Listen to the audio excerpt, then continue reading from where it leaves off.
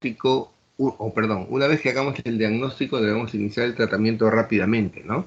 Porque si no es así, se van a producir secuelas, ¿no? O la enfermedad es tan letal, ¿no? Que se va a producir la muerte en el caso de los niños, ¿no? Entonces, vamos a compartir pantalla.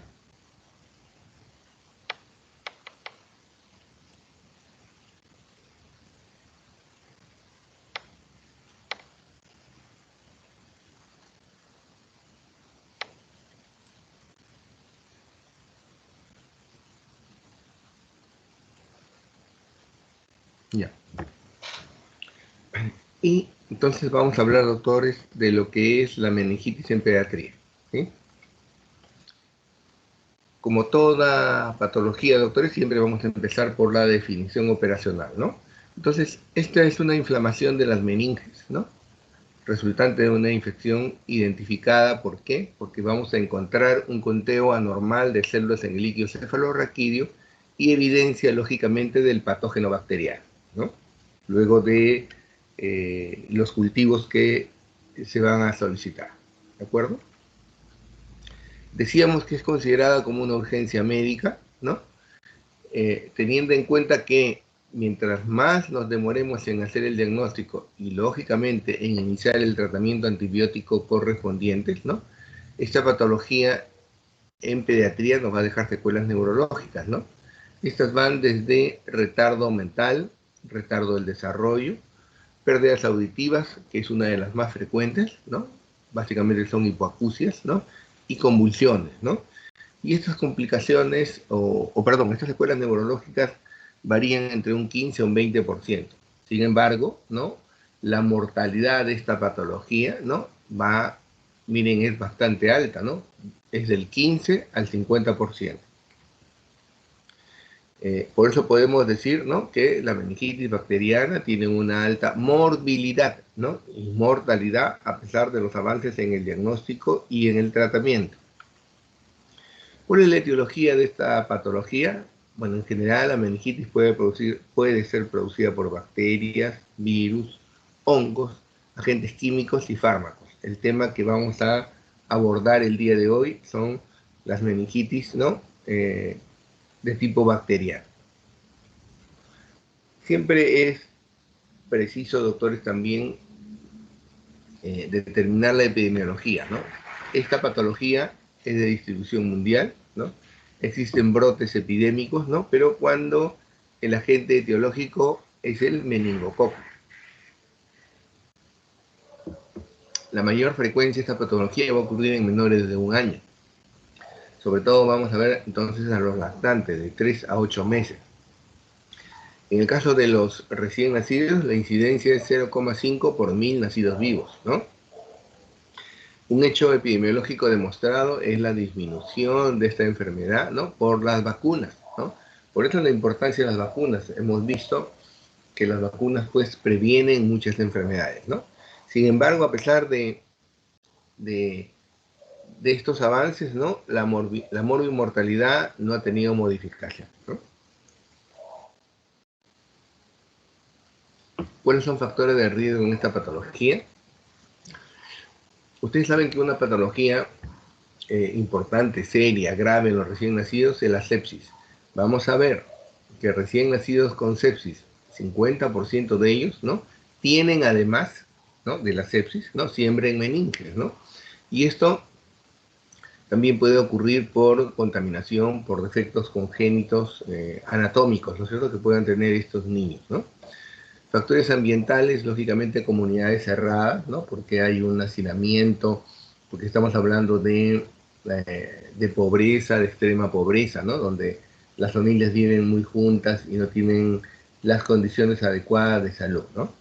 También pueden haber factores del huésped, ¿no?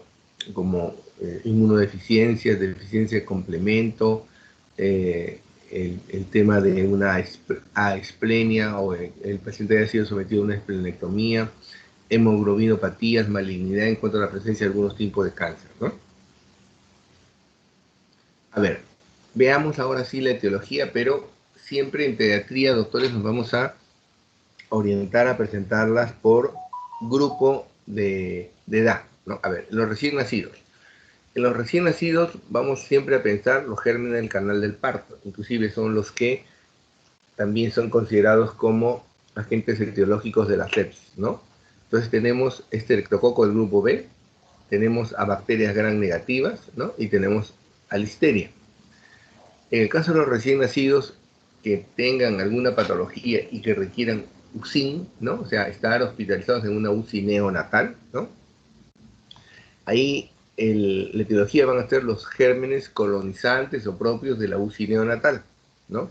En ese sentido vamos a pensar siempre en E. coli, Klebsiella, Enterobacter, Serratia, Salmonella, Pseudomonas, Estafilococo aureus y Estafilococo epidermidis, ¿no? Vamos a ver de 1 a 3 meses, ¿no? Van a todavía persistir los gérmenes del periodo neonatal, pero aquí ya tenemos, ¿no?, al neumococo y al hemófilus, ¿no? Y acuérdense, doctores, de que tenemos vacuna contra estas dos bacterias, ¿no? En los niños mayores de 3 meses está el neumococo, ¿no? Y acá también está presente el meningococo, ¿no? Muy bien. Entonces, esta etiología bacteriana, ¿no?, también puede ser, ¿no?, una meningitis postraumática, ¿no? ¿Y por qué postraumática, no? De repente es un niño, y acuérdense, y tengamos en cuenta, doctores, ¿no? ¿Cuál es el mundo de los niños? El mundo de los niños es el juego, ¿de acuerdo? Ese es su mundo, ¿no? En ese sentido, los niños están expuestos a una serie de accidentes, ¿no? Caídas en general, ¿no? Y podemos estar frente a un niño que sufrió un traumatismo, ¿no? Entonces, con compromiso craneal y tiene fractura craneal. El hecho de que un niño por un accidente tenga fractura craneal, doctores, es abrir una puerta, ¿no? Es vencer la barrera hematoencefálica, ¿no? Y en ese caso, ¿no?, puede el agente etiológico, en ese caso particular, que sea secundario a un politraumatismo más TEC con fractura craneal, ¿no?, pensar siempre en el estafilococo aureus, ¿no?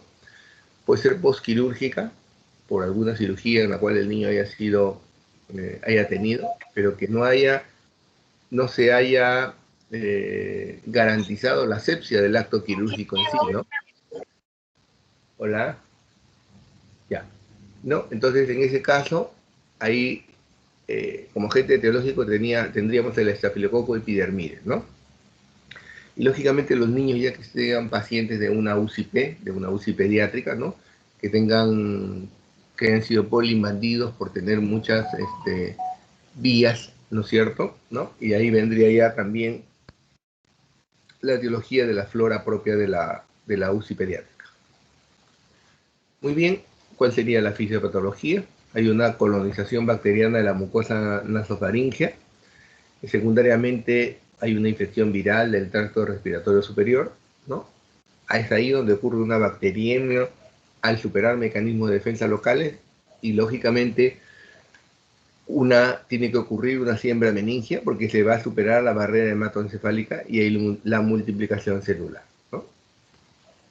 ¿Cuál es el cuadro clínico? Y eso es importante, doctores, ¿no? En el caso de neonatos y lactantes, ¿no? Neonatos y lactantes con meningitis bacteriana, ¿no? Los síntomas y signos clínicos son inespecíficos, ¿de acuerdo? Ese es algo importante que tenemos que señalar y definitivamente tenemos que recordar, ¿de acuerdo? Muy bien.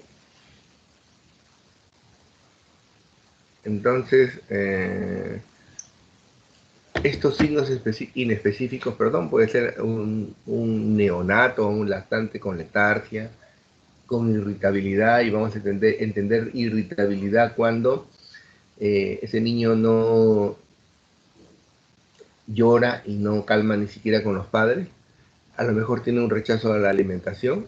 En los neonatos o los lactantes hasta el tercer mes hay algo importante que es una prueba de succión, ¿no? Vómitos, diarreas, en los niños también menores de 3 meses, periodos de apnea, ¿no? Fiebre. Como vemos hasta ahora, ¿no?, toda esta signología, ¿no?, no me orienta hacia el cuadro neurológico, ¿de acuerdo?, de infección del sistema nervioso central. ya habíamos mencionado, se asocia a la meningitis, ¿no? En el caso de neonatos, ¿no? Asepsis en el 50% de los casos. Hay distrés respiratorio, pero aquí hay un dato importante, doctores, al examen clínico. Si tenemos un niño lactante, febril, irritable, con fontanela bombada, ¿no? Miren qué importante es la información de la fontanela anterior, ¿no? Entonces, sí vamos a plantear como impresión diagnóstica, ¿no? Una infección del sistema nervioso central. También va a ser llanto agudo persistente. Y miren, mucho después pueden aparecer, ¿no? Convulsiones, que sí nos hacen pensar en un cuadro de compromiso del sistema nervioso central, ¿no? ¿Y cómo es el cuadro clínico en los niños mayores de 2 años, ¿no? En los niños mayores de 2 años, doctores, acá los síntomas son más específicos de una meningitis, ¿no? Va a haber cefalea, fotofobia, irritabilidad, compromiso de conciencia, náuseas y vómitos. Se pueden presentar crisis convulsiva. Acá hay signos de hipertensión endocraniana, signos meningios. Acá sí vamos a encontrar el famoso signo de Kernig, el signo de Brusinski, ¿no? Y en el caso de infección meningocócica, ¿no? Podemos encontrar, o sea, una infección meningocócica generalizada. Vamos a encontrar púrpura y petequias a nivel de la piel, ¿no? Es por eso que en el caso de la forma sistémica, ¿no? De infección por meningococo, ¿no? Tenemos lo que se conoce como el síndrome de Waterhouse-Friderichsen, ¿no? Este es una insuficiencia renal y un síndrome purpúrico súbito, ¿no? Entonces, algo que es una llamada, ¿no? Siempre debe de excluirse el diagnóstico, o sea, va a estar dentro del diagnóstico diferencial en pacientes con algún hallazgo sugerente, ¿no? O sea, hallazgo sugerente de compromiso meningio, ¿eh?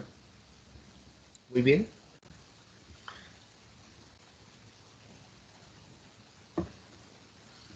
¿Cuál va a ser los síndromes que van a presentar estos pacientes, ¿no? Porque tenemos que aprender, ustedes son los próximos internos de medicina, doctores, ¿no? A plantear siempre, a agrupar los signos y síntomas, ¿no? En síndromes, ¿sí? Y explicar por qué, ¿no? A ver, hay un síndrome infeccioso que va a estar caracterizado, o sea, su mecanismo de producción es una bacteriemia, ¿no? Y vamos a tener en la clínica la fiebre, la anorexia, va a haber fases tóxicas, hepatoesplenomegalia, puede haber hasta una bronconeumonía o un shock. Síndrome meningio, ¿cuál es el mecanismo? Invasión, inflamación subaracnoidea, fiebre, signos meningios, hay efusión sudoral, ¿no? Incompromiso de la presión cerebral, ¿no es cierto? En el caso del síndrome encefálico, se debe a una inflamación meningia, ¿no? Ahí se supera la barrera hematoencefálica, ¿no? Y hay una vasculitis, ¿no? Y acá esto va a estar caracterizado porque hay alteración de conciencia, convulsiones, hipertonía y crisis oculogira. Hay un síndrome de hipertensión endocraniana, ¿no? Que va a estar explicado porque hay un edema cerebral, citotóxico, vasogénico, intersticial. Y esta hipertensión endocraniana se va a caracterizar porque hay vómitos, cefaleas, abombamiento a la fontanela, que ya hemos presentado, en los lactantes, edema de papilas, hicieron fondo de ojo, las suturas separadas y puede ocurrir hasta una herniación. Y un síndrome de focalización, explicado por el edema cerebral, ¿no? Por la hipertensión, por la vasculitis y la disminución del flujo sanguíneo, ¿no? Hay una lesión de la presión cerebral, ¿no? Y lesión de neurona motora superior.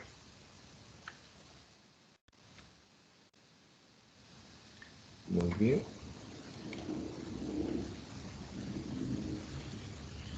Acá, como ustedes pueden ver en la figura, en la foto, ¿no? Tenemos un niño, ¿no? Que es un niño que no es un lactante, es un niño preescolar, ¿no? Porque acuérdense que el Kernig y el Brusinski son propios de los niños mayores de 2 años.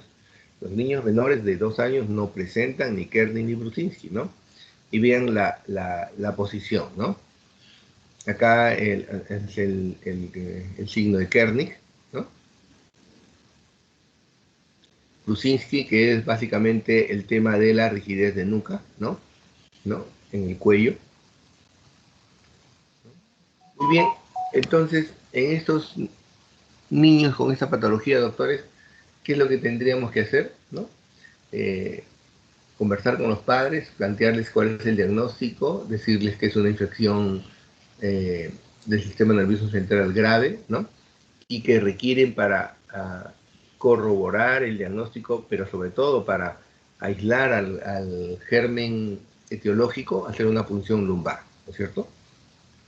Entonces, ¿cuándo indicamos una punción lumbar? Cuando hay sospecha clínica de neuroinfección, ¿no? Cuando es un recién nacido con sospecha de sepsis, porque acuérdense que 50% de los recién nacidos con sepsis hacen meningitis además. Cuando se trata de una convulsión febril, primer episodio, un hemocultivo positivo, ¿no? En un paciente que no tenga sitio claro de infección, deberíamos hacer también una punción lumbar, ¿no? Buscando la etiología, ¿ya? O hemos, a ver, visto, ¿no es cierto? Hemos participado cuando a algún paciente le han hecho este procedimiento, una punción lumbar, ¿no? O no sé si alguno de ustedes ha tenido oportunidad de, en forma supervisada, hacer una punción lumbar, ¿no? Vamos a ubicarnos en la región lumbar, siempre es un procedimiento que debe realizarse con la mayor asepsia, ¿no? Vamos a llegar a utilizar una aguja de punción lumbar, ¿no es cierto?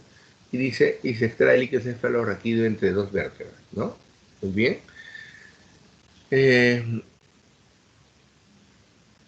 Vamos a utilizar, doctores, 3 frasquitos, ¿no? Estériles, ¿no? Y vamos a tomar el líquido cefalorraquídeo, ¿de acuerdo? ¿No? Entonces, ¿cuánto vamos a utilizar de líquido cefalorraquídeo, doctores? Cuentan ustedes, ¿no? En cada frasquito estéril 20 gotas, ¿no? Porque definitivamente, ¿no? Vamos a formular 3 órdenes de laboratorio, ¿no? Una primera orden es, ¿no? Con un examen que se llama citoquímico, ¿no es cierto? Porque nosotros queremos, ¿no? Que el laboratorio nos informe sobre cuál es el nivel de glucosa, líquido cefalorraquídeo, cuál es el nivel de proteínas, ¿no? Y cómo está la celularidad. Un segundo frasquito, ¿no? De muestra de 20 gotas de líquido cefalorraquídeo es para 1 gramo, ¿no? Porque estamos pensando en una meningitis bacteriana, y el gramo nos va a decir si estamos frente a una meningitis o a una meningitis por bacteria gram negativa o gram negativa, o gram positiva, ¿no? Gram negativa o gram positiva, ¿no? También, doctores, el tercer frasquito es para pedir un cultivo, ¿no es cierto? Un cultivo de líquido cefalorraquídeo, y no se olviden, cada vez que pedimos un cultivo vamos a pedir cultivo y antibiograma. Muy bien. ¿Y cuáles son las contraindicaciones para realizar una punción lumbar? Que estemos frente a una coagulopatía, ¿no? Definitivamente no vamos a proceder a realizar ningún procedimiento invasivo si el paciente presenta una coagulopatía. Está contraindicada hacer una PL si hay una infección cutánea en el área funcional, ¿no? Porque lógicamente vamos a introducir gérmenes, ¿no? Que no corresponden. Si el paciente presenta inestabilidad cardiorrespiratoria hemodinámica, porque de pronto no nos damos cuenta, y durante el procedimiento el paciente hace un paro cardiorrespiratorio, no debemos hacer una punción lumbar si tenemos signos clínicos de hipertensión endocraniana, porque al hacer una punción lumbar el paciente se me puede herniar y se me va a morir. O si el paciente presenta algún signo de focalización, ¿no? Esas serían las contraindicaciones. ¿Cuáles son las características patológicas de un líquido cefalorraquídeo en un niño con una meningitis bacteriana? Primero, el aspecto turbio. Siempre hemos leído, doctores, ¿no? Y conocemos que el aspecto normal del líquido cefalorraquídeo es un líquido transparente, ¿no? Siempre decimos cristal de roca, ¿no? En cambio, si el líquido cefalorraquídeo, ¿no? Es turbio y es un líquido cefalorraquídeo patológico. Acá vamos a encontrar leucocitos, ¿no? Mayores de 500, ¿ya? Y de estos que es patológico. El 80% de estos leucocitos son polimorfonucleares, ¿no? ¿Cómo va a ser el nivel de glucosa del líquido cefalorraquídeo? ¿No? Vamos a encontrar una hipoglucorraquia menor de 40, ¿no?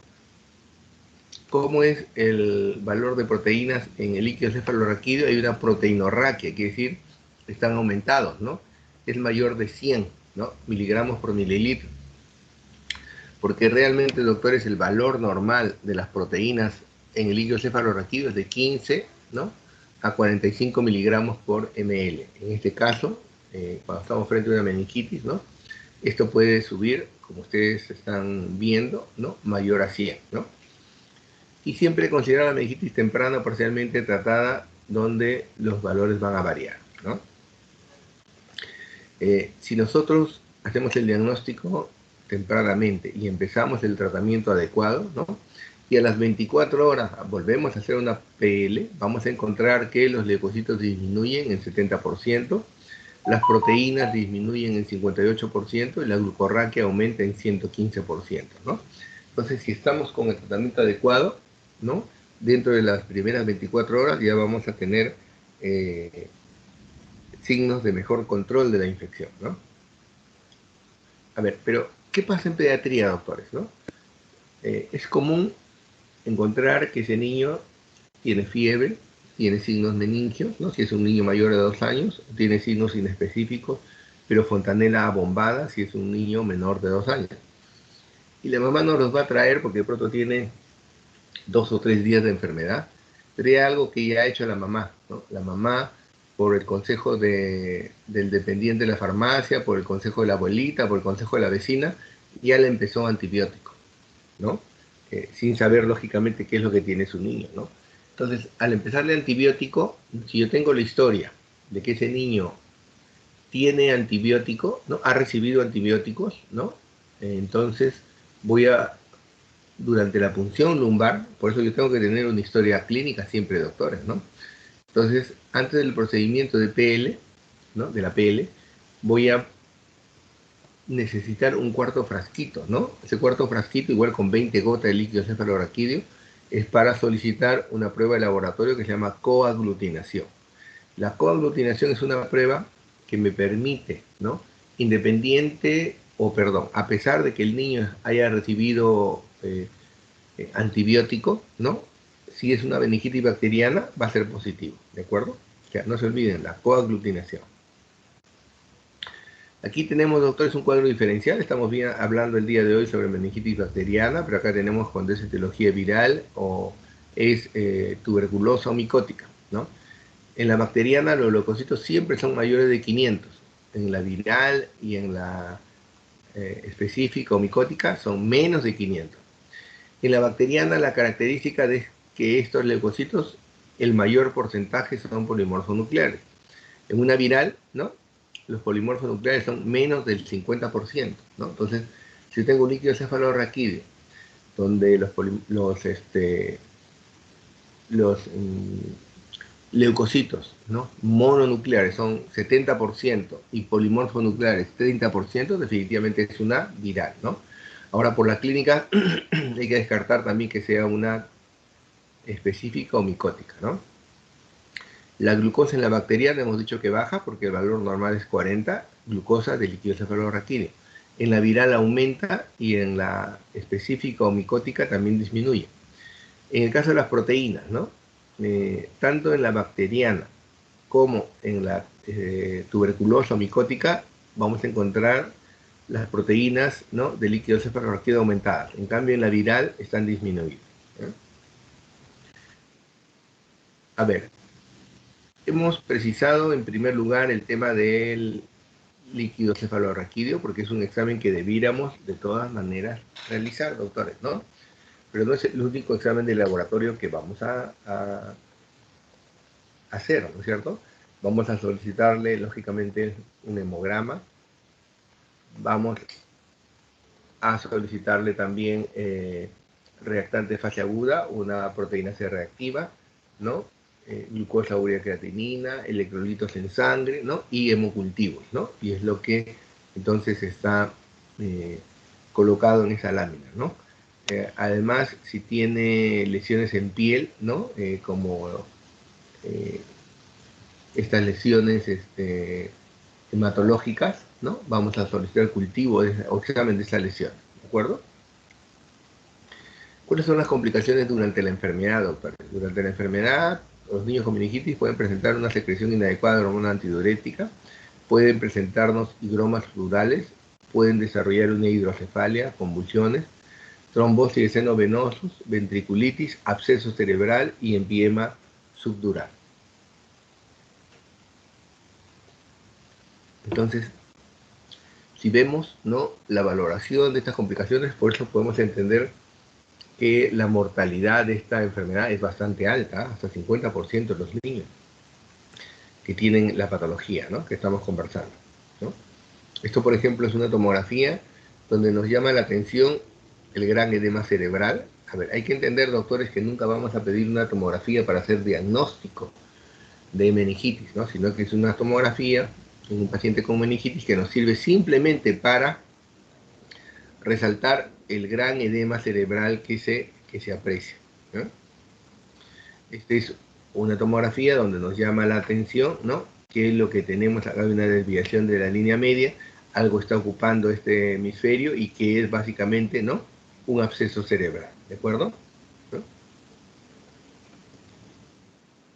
Esta es una niña escolar que definitivamente está en una UCI, pero lo que nos llama la atención, ¿no?, externamente es la presencia de este síndrome purpúrico, ¿no?, que tiene distintos tipos de lesiones hemorragíparas en piel, ¿no?, que van desde de petequias a lesiones más grandes, ¿no? Esta es una niña que tiene lo que se llama, ¿no?, una infección sistémica por meningococo, ¿no? Eso se llama Waterhouse-Friderichsen, además del compromiso meningio. O sea, hay que entender, esta no es una niña que tiene solo una meningitis bacteriana, sino tiene un compromiso sistémico por meningococo, ¿no? ¿Cuál es el tratamiento, doctores? En realidad, ¿no?, medidas generales, a todo niño con meningitis tenemos que hospitalizar en una UCI pediátrica por un lapso de 24 a 48 horas porque es un niño contagiante, ¿no?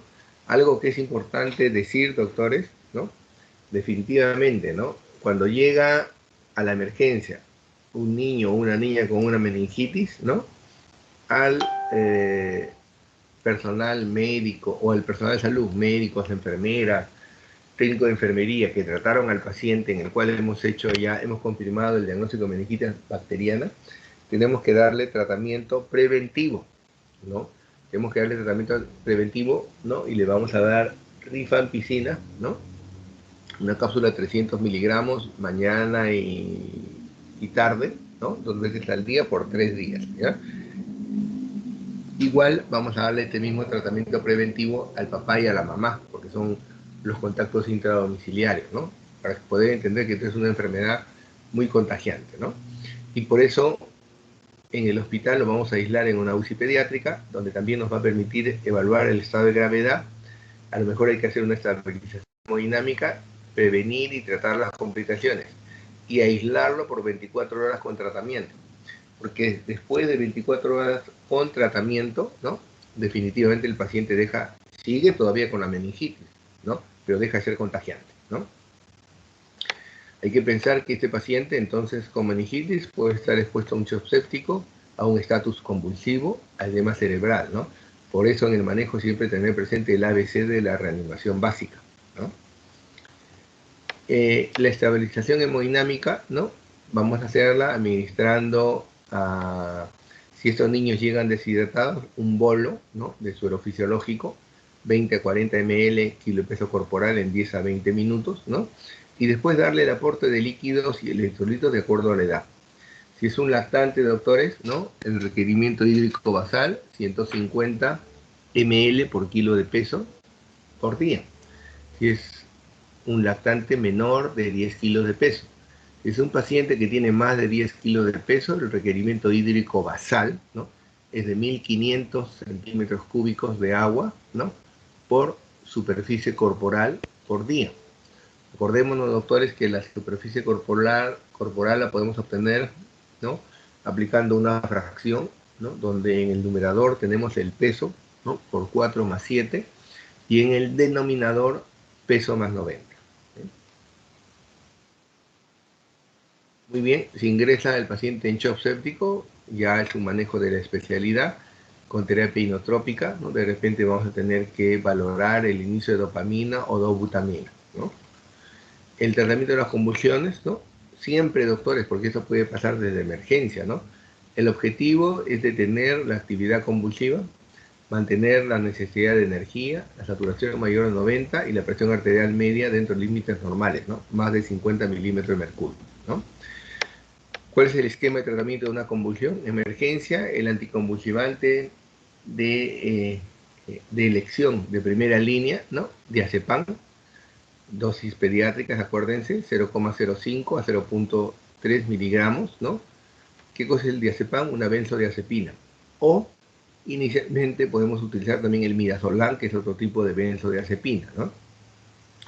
Si hemos colocado una o hasta 2 dosis de diazepam o midazolam y el paciente sigue convulsionando, entonces vamos a usar la fenitoína, ¿no?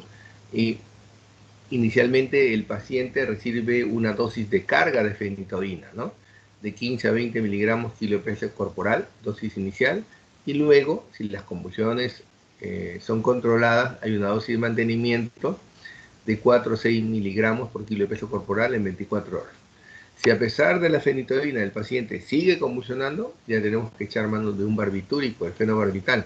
Inicialmente también tenemos que impregnarlo con fenobarbital, una dosis inicial de 20 miligramos kilo de peso corporal, y luego si el paciente deja de convulsionar, ¿no? El mantenimiento 3 a 7 miligramos kilo de peso corporal al día. Siempre acordarnos, doctor,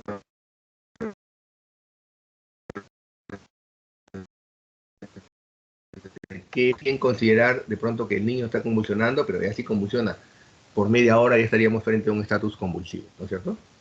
Y no sé del tratamiento, ¿no? De manejo de las convulsiones. La hipertensión endocraniana, ¿no? Inicialmente tenemos que cuidar que el paciente esté ventilando adecuadamente, por lo tanto no tenga hipoxemia, que no tenga hipotensión arterial, ¿no? Por eso es que siempre vamos a usar líquidos, ¿no? Isotónicos, ¿no? Una dextrosa más electrolitos, ¿no? Sodio y potasio. Tratar las convulsiones repetidas, manejo de la hipertermia, ¿no? O quizás una hipotermia, ¿no? Mantener siempre la cabeza del paciente ligeramente elevada en 30 grados, ¿no? Hemos dicho administración de líquidos, ¿no? En requerimientos basales, ¿no?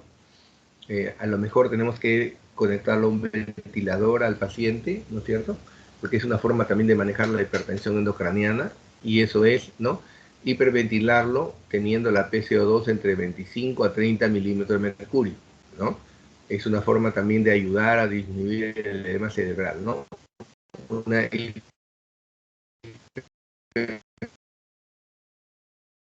¿no? Considerar la sedación con diazepam, midazolam o utilizar relajantes musculares, ¿no es cierto? Porque el paciente está con apoyo ventilatorio, ¿no?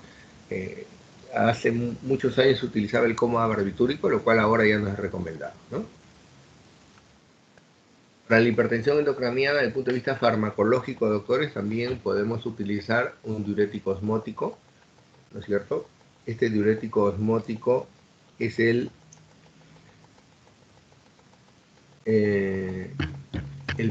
monitor, ¿no? ¿Cuánto es la dosis?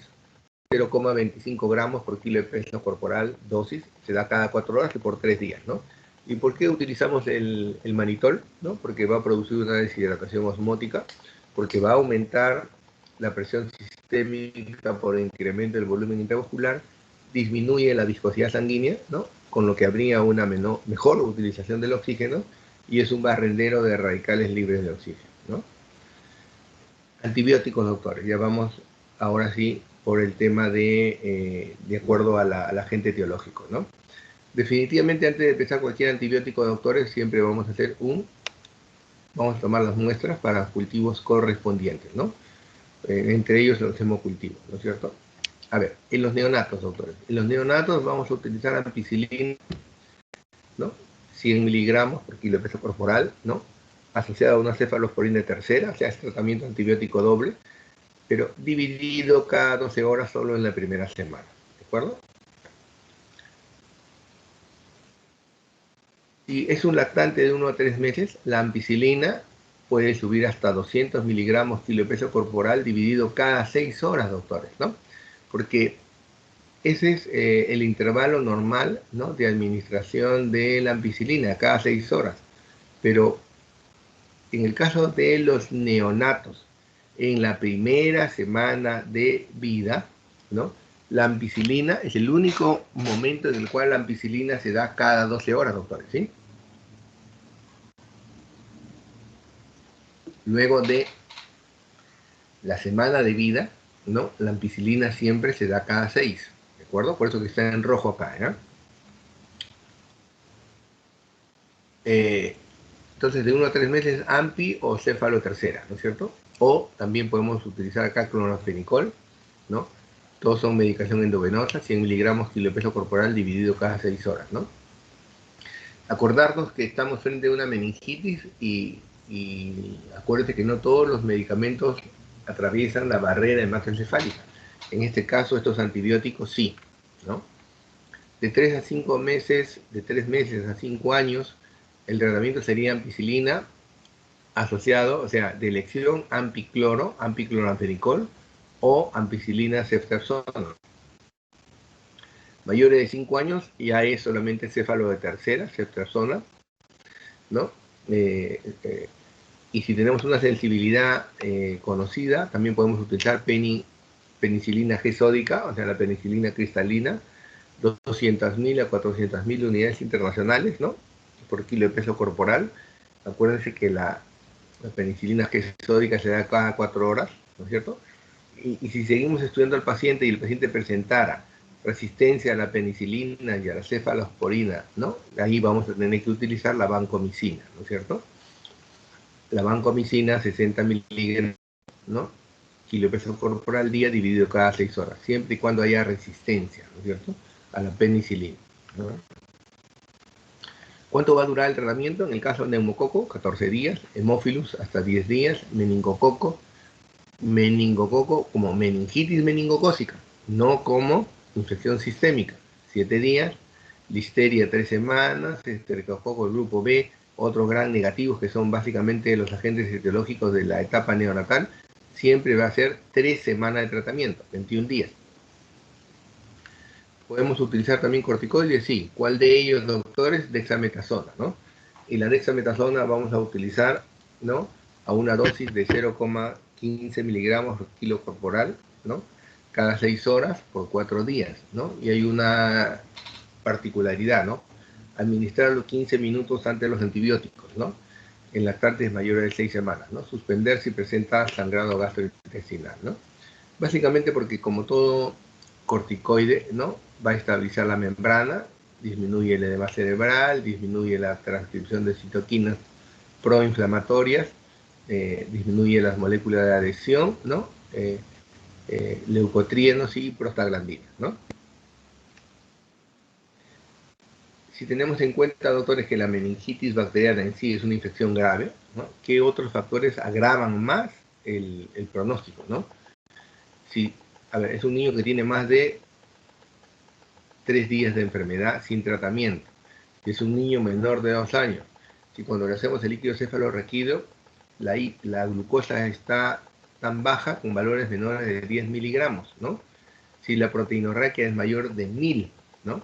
Si de pronto ya ni siquiera encontramos células en el líquido cefalorraquídeo, el paciente puede estar en una acidosis metabólica, un shock, un coma. Entonces son situaciones que agravan mucho más, ¿no es cierto?, esta patología, ¿no?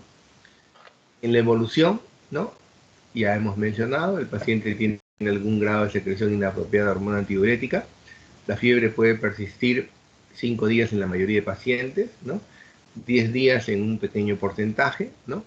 Y siempre tener en cuenta que la fiebre recurrente es aquella que reaparece después de 24 horas de haber cedido la misma, ¿no? Por eso considerar la punción lumbar, porque puede a lo mejor tener un absceso cerebral, ¿no?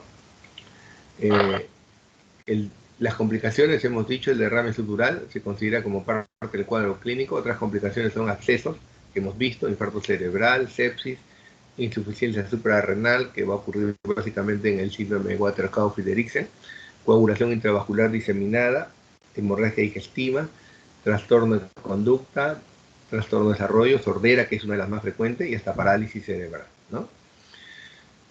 Esa lámina, doctores, ustedes la conocen, ¿no? Y quiero representar simplemente que a pesar que vemos tanto niño y niña, ¿no? Al fondo, ¿no? Vemos, a ver, gráficamente que tenemos más envases, por lo tanto siempre va a haber más niños y más niñas, ¿no? Acordarnos siempre, doctores, que los niños y las niñas, desde el punto de vista de salud, dependen de una persona mayor, ¿de acuerdo? Y dentro del ambiente que sería de salud pública, depende de nosotros, ¿de acuerdo? ¿No? Entonces, a ver, hay que reconocer que cuántos de ustedes, no solamente de este grupo, no de este grupo que está llevando pediatría, que es el denominado grupo C, sino cuántos de ustedes como promoción, ¿no? Van a ser pediatras, ¿no? ¿De acuerdo? Pero cada uno escogerá su especialidad, ¿no? Muy bien, porque al final lo que buscamos es eso, ¿no? Tenemos en esta foto a un niño o una niña, ¿no? Que está dormido, pero que en las fases no nos indica que tenga alguna patología, ¿no? Está dormido plácidamente, ¿no? Entonces eso es lo que siempre buscamos, ¿no? Muy bien. Listo, doctores.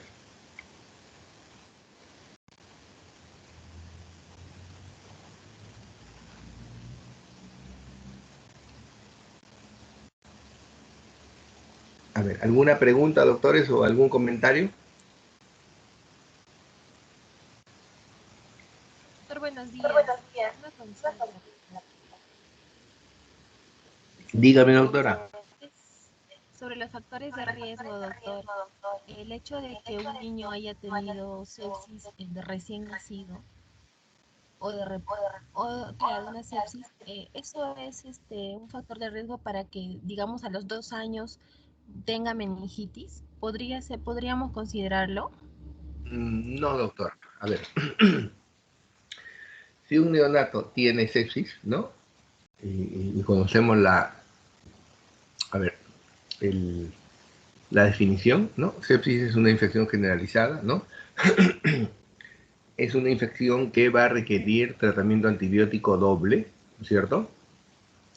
Pero que con el tratamiento, ¿no? Ese niño va a curar, ¿no? Entonces, simplemente en la historia de salud de ese neonato, que de pronto ahorita tiene 3 meses de edad o tiene 6 meses de edad, va a quedar, ¿no? De que en la etapa neonatal, a los 15 días, vamos a poner la fecha, a los 15 días de nacido desarrolló una sepsis, pero superó la sepsis. Entonces, la sepsis en sí no es un factor que va a persistir toda la vida, ¿de acuerdo? No, sino ya queda simplemente como un antecedente patológico.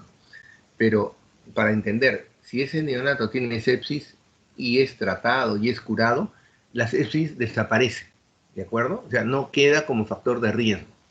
Otra situación es lo que yo he mencionado, que un neonato que hoy día, a ver, perdón, 100 neonatos que hoy día tienen sepsis, ¿no? 50 de ellos, ahora que tienen sepsis, tengo que hacerles punción lumbar, ¿no? A los 100, porque 50 de ellos tienen además sepsis más meningitis, ¿de acuerdo? O sea, en forma concomitante, ¿no? Pero no es posterior, ¿ya? Muy bien. ¿Alguna otra pregunta o comentario? Gracias. De acuerdo, doctora de la Cruz.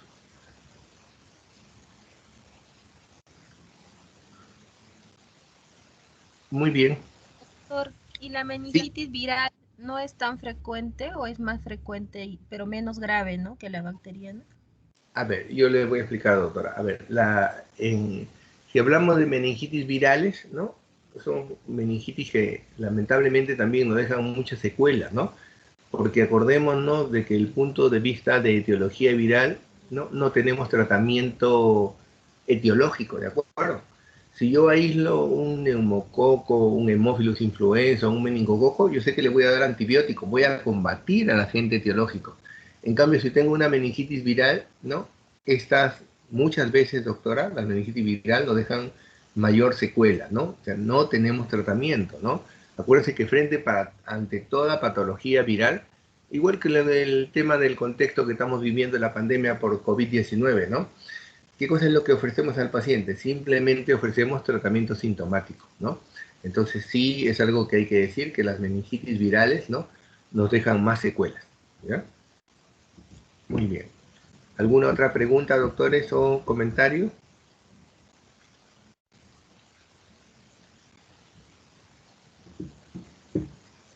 Muy bien, de acuerdo, doctores. A ver, a su compañera, la delegada, a la doctora Astubilca, le voy a mandar yo este PowerPoint de la teoría, ¿ya? Muy bien, doctores. Ha sido un gusto. Hasta luego. Muchas gracias, doctor. Hasta luego. Hasta luego.